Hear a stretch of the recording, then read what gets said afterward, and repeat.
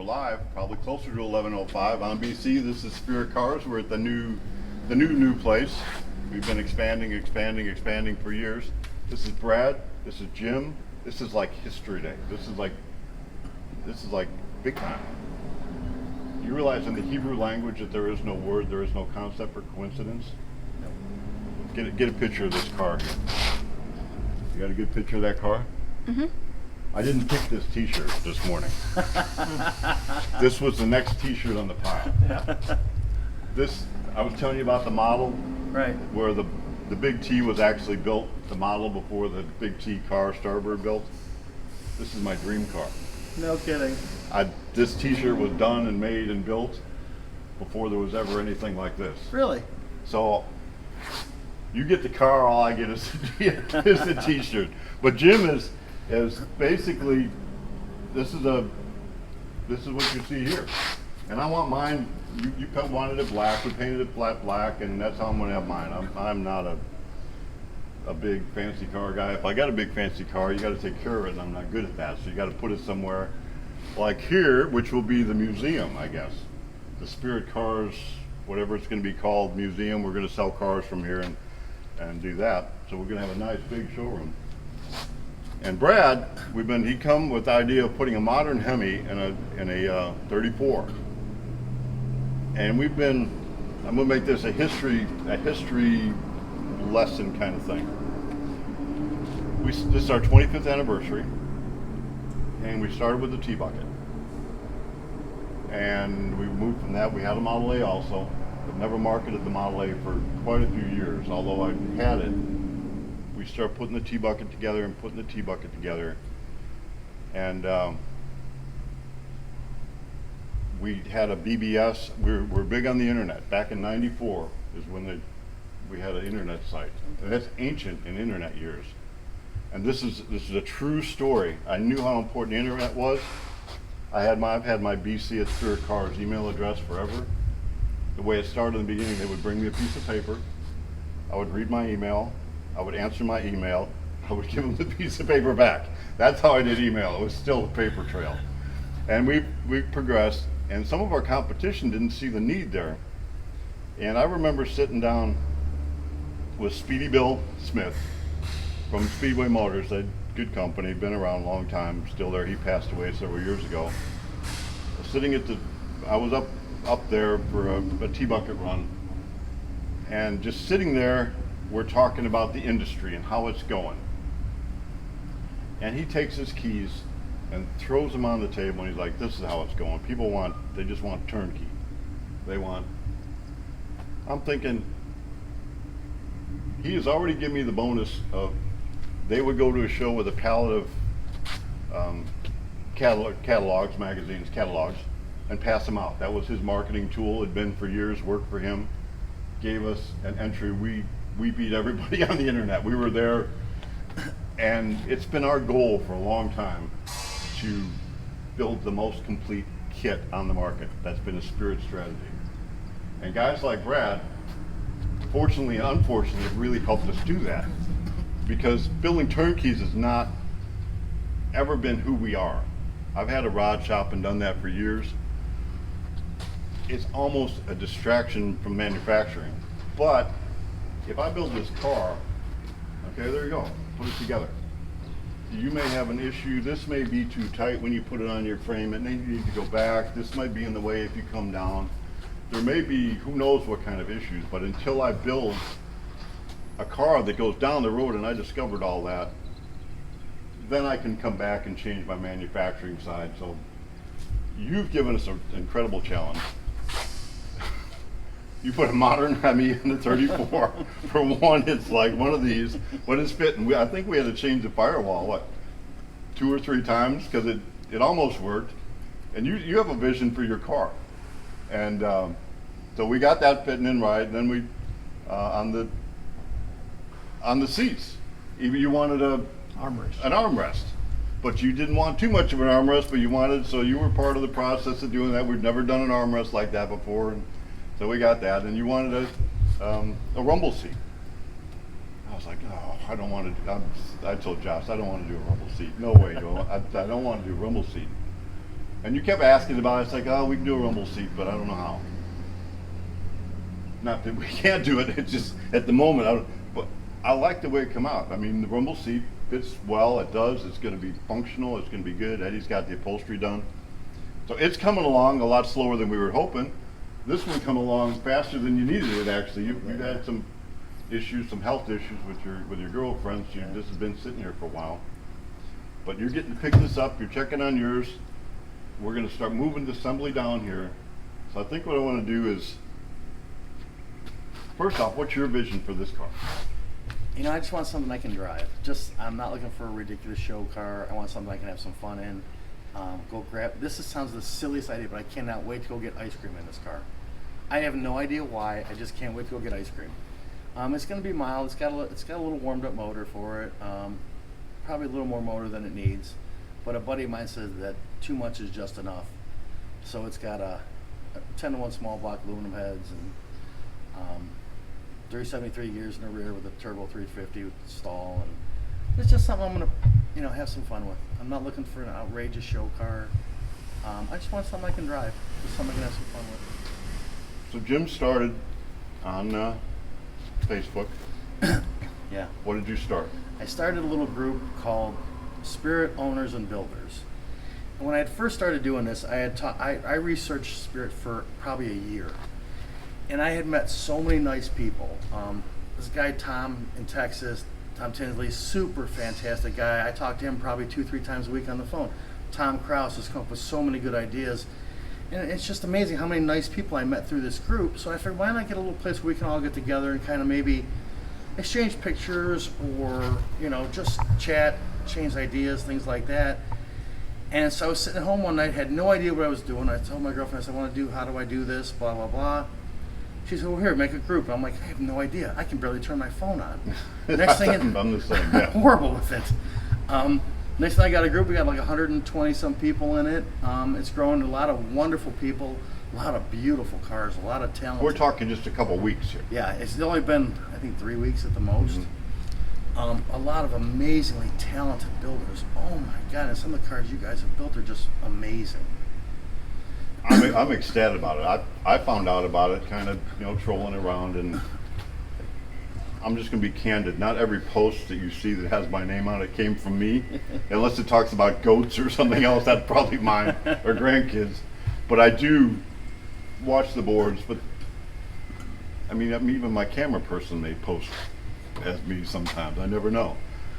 But I'm ecstatic about it. Oh, I love it. And I made a post the other day asking what are the challenges that you've had getting through your car, which is going to be very helpful for us to really focus on areas that we can improve on. So that's been the goal, is as we build turnkeys, to improve on where we started. I'm just an old body man. We started with a T-bucket, and we didn't start this company with several $1 million and go, okay, here, you're off.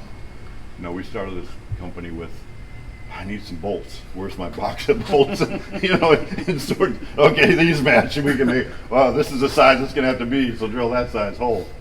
You said the ice cream thing. Some of you guys have been around a long time. Jigs Emery got one of our first T-buckets. Awesome. This isn't about the car. The car is really secondary to the experience. We say we don't build cars, we build dreams. It's about the experience. Hopefully it's not a nightmare, it's a good experience through the whole process. And there's been a lot of nightmare stories in this industry, which is not a good thing. So we try not to do that. We try to not oversell. We're incredibly blessed and busy. That being said, Jigs, awesome guy. Got to know him well as a friend. I got a picture of him. He's in a scarf and goggles, mud flying in the wintertime in his T-bucket. We would go to a show. We were in Branson one time. He may not have been the safest thing, but as many kids, it reminded me of how many people can you put in a mailbox, or in a mailbox, a phone booth? That many kids in his T-bucket, and took them for ice cream. Really? He would put people in his car, kids, and say, well, hit the go button. And I mean, Jigs was an awesome guy. He passed away a while ago. So we built about 2,000 cars, so there's some people out there and all that time. What's your hope? What's your Everyday driver. just everyday, Yeah, and that's what we're. it's- Yeah, it I can may see never ever. I don't have any intention of ever putting it in a show. that. Hmm. It may by accident be in one someday, but it's just something I want to drive every day. I have to tell you, I was a little apprehensive about all the electronics, and I'm not a computer guy, and I'm the guy responsible to make sure that the car is done and everything's good when it goes down, especially on the turnkeys. Got to drive it down the road. It's got to go. It's got to go. It's got to stop. I found someone that really knows about that kind of stuff, so I'm pretty excited about getting that done and not having to send it to an outside source. And so I got somebody coming in house. And what really excites me, I've never had a build team because we've always been a manufacturer. So part of what we're doing here is history. I'm going to go through some of the history with. I can't tell you how ecstatic I am to see the Spirit builders and owners thing. I've had cars in the past where it's a very limited edition car where you become part of there's organization already built around that car, whether it be I had a Kellison. I don't know if anybody even knows what that is. I tell you what, if you get a Kellison, you want to know what it is, become part of the Kellison group. It was a road racing car back in the 60s. Not a lot of them produced, but the guys that are there know about it. You know about the Spirit cars by the time you're done building one. Whether it be a Shelby that you have, or there's those kind of groups. For me, this is like, it's not my group, but I get to be part of it. No, you know what I mean? I do understand what you're saying. I want to see where this is going to go, and we are going to support it in every way we can. It's a lot of fun. But we don't own it, we don't move it, we don't control it.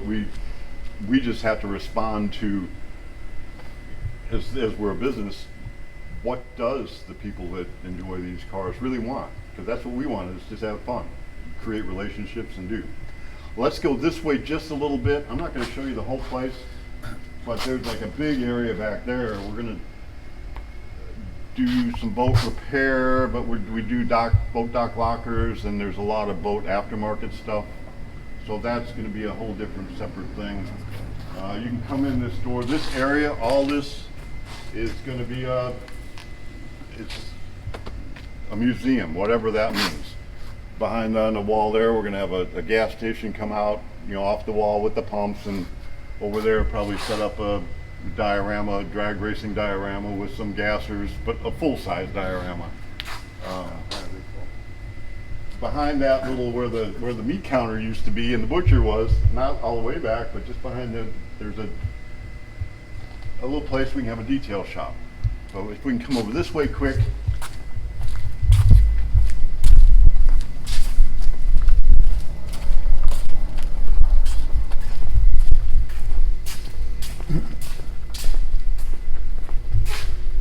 I don't know how far you can see into there, but that's going to be our assembly area there. I'm getting ready to wire it, but everything behind there is going to be the assembly area. We're going to put a couple of lifts over here. Behind the counters over there, I can have a small machine shop. And actually behind the wall that you do see is another big area that we can actually have a rod shop where we can, there's a 33 steel sedan in there. We may do some of that kind of work and hire somebody that does that. If you go through that door, there's some really nice bathrooms there. And then if you turn left, Eddie's going to have his area. The upholstery shop is going to be down here. It's a big area. So if you ever come in here, I'm going to take that down a little bit and put it up to the roof. Where that door is, there's going to be an outhouse there. So when you come in here and got to go do one of these, don't fret. It'll look like you're going to have to go into a little cubicle outhouse, but no, when you go through there, it's pretty expansive back there. So we got lots of ideas. We got lots of, who knows what it's going to turn into. But here's where it started. And it started because of guys like you. I can't tell you how much I'm excited. I brought this out only because it's for the memories. It says the National T-Bucket Association, founder, Bob Chester. The NTBA started as a BBS. That's before there was message boards. It was a bulletin board service on our website. And then it is grown from here and transformed It's still the NTBA, but it's now the National T-Bucket Alliance instead of the association. So the Pilgrim and Cartoon Bandit in BC, we started this one to get it going. And the reason I was so focused on starting this, at the time, T-Buckets were forgotten. You look in a magazine, you couldn't even see them. And they're cool. They're very cool. So it was like, all right, but there wasn't too many spirit cars out there to have a spirit group. So it was a big, inclusive, and tried to work with that. And now there's T-Bucket events all over the country, and it's awesome. We did some here. We're not involved with this organization anymore, but you know, they're a great organization, do events everywhere. But now we have spirit cars. I really want to do a friends and family reunion. Absolutely, that'd be wonderful. We have facilities. We don't want to drive it. We don't want to control it, but we want to support whatever comes from that group. So, and some of where we came from, I found this. I actually looked for this because you were coming. So, why don't you get in close on some of these? This one got ruined, which is perfect. That was a political picture. There was nothing but a bunch of people there in the picture because they were politicians supporting an event that they wanted control of. There's Grandma in the first T-Bucket I ever built. I told her, I said, Grandma, we're going for a ride. You better get your babushka. Because she's like, no. This is where it started. My first shop back in '75 burned down. Here's my van from high school. This is awesome here. First car show. Or that's going to the first car show. Where's the picture of the first car? Here's the first car show we ever did. That's our first display. Unfortunately, that got a little destroyed. In Flippin, Arkansas. And here we are in Flippin. We used to be in Mountain Home, and I mean, we've done some big car shows. And then some of this is just history. I got Say Ray, and we've done a lot of cars. And here's the old me. Wow. We did the Starbird shows. So, anyway, I'm excited. You guys are part of history. I mean, you're really part of history. Thank you very much for We're everything. breaking all the social distancing rules, which I'm good for. I'm with you too. So, I don't know. Have you watched any of these Live 1105s? No. I have a thing I call Trigger Time. We're in Trigger Time right now. It's Trigger Time. So, what was it? When Paul went to the city and he started preaching, and what's the god, Athena? They were like, no, and they didn't want to hear what he had to say. They just, so if you don't like it, you can go bye, and that'd be all right. So I think that's where we're at in this country. If you say something, we can't have an honest dialogue anymore. It is, we're going to holler and scream at each other. It's crazy. So I'm going to feel like getting a stool that I can get on and to get a soapbox, because that's about how I am. The corruption in this country is from public education to higher education to big pharmacy to the medical industry to our politicians to the bureaucrats, just to our judicial system. How do we get justice? So I wasn't ready. I got a different Bible up there, but luckily I got one in my truck, except this is like a King James type thing. So I got a verse, and I'm going to read it, and it may be kind of tough to understand because it is not the English we use, but basically what it is, the kings of Israel, they were wicked. Then they were more wicked, and then they were really wicked, and then you get one that's not so bad, and you get one that's okay, he's pretty good, but then you get wicked and wicked. Constantly, it's like in this country. We turned away from God. There is no denying that part. If my people who are called by my name would humble themselves and repent from their wicked ways and turn and pray. So I'm wondering, how do you get justice? How do you get justice when you go before a judge that's corrupt? So I was actually studied this one. Normally I don't. I just wing it. I'm like, here's the verse for today. We'll go with. So I'm looking Judges last night and today, under Judges and Judge. So as I'm looking through the Old Testament, the references to judges and were a man, and men were appointed. you would be a pillar of the community. You would sit in the gate. This is, Brad is a man that's highly respected, and you would be elevated to judge. And your judgment would be, once you achieve that authority, that was the say. And it all based on God's law, is what it came down to. You would interpret and make a fair judgment.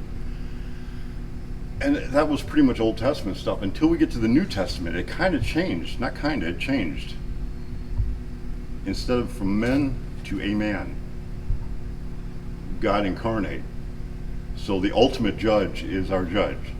We all will be judged. I have no doubt about it. Whatever you do, at some point it will come to light and we will be judged for all of it. And thank God we have an advocate, and I'm not going to have to stand for my sins because I have plenty of them. They've been paid for. So here's the thing, back and forth, the judges are going, or the kings are coming and going. So Jehoshaphat, I wish it was in a better English, but I'm going to read it through, and I always say, don't believe anything that you hear, read, or see. Do your own research. So I'm not trying to take it out of context, but when I add to this, that doesn't make it true. And it's in a little bit different language, so study it if it's important to you. And so he goes around and he took down the Asherah poles and he did some stuff that was, the country was just turned away from God. So he said, nevertheless, there are good things found in thee, in that thou hast taken away the groves out of the land, and hast prepared thine heart to seek God. And Jehoshaphat dwelt at Jerusalem, and he went out again through the people from Beersheba to Mount Ephraim, and brought them back unto the Lord, the God of their fathers. And he set judges in the land throughout all the fenced cities of Judea, city by city.